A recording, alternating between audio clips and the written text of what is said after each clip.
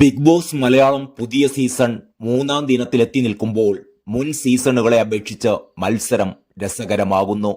അതേസമയം അടിയും കുത്തും തെറിവിളികളുമൊക്കെയായി അതിരുവിടുകയും ചെയ്യുന്നു. മത്സരാർത്ഥികളിൽ പലരും ഗെയിമിലേക്ക് കടന്നിട്ടുണ്ട്. ഷോയെ ചുറ്റിപ്പറ്റിയുള്ള ചർച്ചകളും സോഷ്യൽ മീഡിയയിൽ നിറയുകയാണ്. ഇപ്പോഴിതാ അക്ബറിനെതിരെ തിരിഞ്ഞിരിക്കുകയാണ് ബിബി പ്രേക്ഷകർ.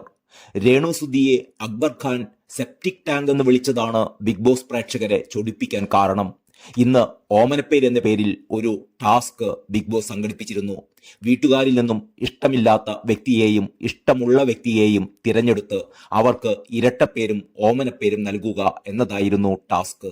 അവസാനം ഏത് മത്സരാർത്ഥിക്കാണോ ഏറ്റവും കൂടുതൽ ഇരട്ടപ്പേരുകൾ ലഭിക്കുന്നത് ആ വ്യക്തി തനിക്ക് കിട്ടിയ പേരുകളിൽ നിന്നും ഏതെങ്കിലും ഒന്ന് തിരഞ്ഞെടുക്കുകയും മുന്നോട്ടുള്ള ദിവസങ്ങളിൽ ആ പേരുകൾ അയാളെ മത്സരാർത്ഥികൾ വിളിക്കുകയും വേണം.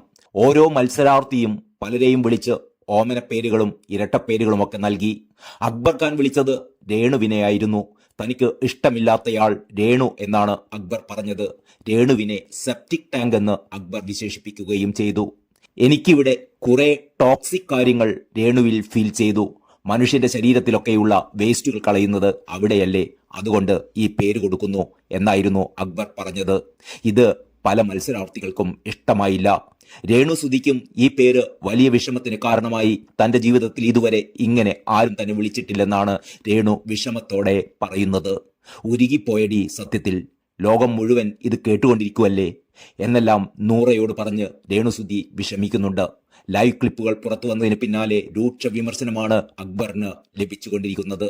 ശരിക്കും അക്ബർ ആ പറഞ്ഞത് ഒരാൾക്കും ഉൾക്കൊള്ളാൻ പറ്റില്ല. ഒരാളെയും ഒരു ശത്രുവിനെയും അങ്ങനെ പറയാനും പാടില്ല.